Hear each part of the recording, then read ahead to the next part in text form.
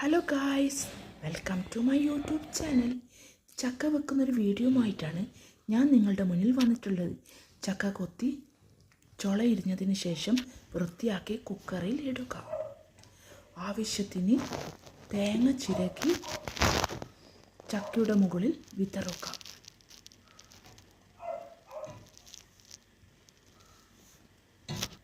ഒരു സ്പൂൺ മഞ്ഞൾപ്പൊടി, 2 സ്പൂൺ മുളക് പൊടി, ആവശ്യത്തിന് ഉപ്പ്, ആവശ്യത്തിന് വെള്ളവും ചേർത്ത് മിക്സ് ചെയ്യുക. കുക്കർ അടച്ചു വെച്ചതിന് ശേഷം വേവിക്കുക. ചീനച്ചട്ടിയിൽ വെളിച്ചെണ്ണ, വെളുത്തുള്ളി, കറിവേപ്പില, കടുക് ഇത് ചേർത്ത് മിക്സ് ചെയ്യുക. നന്നായി വഴറ്റുക.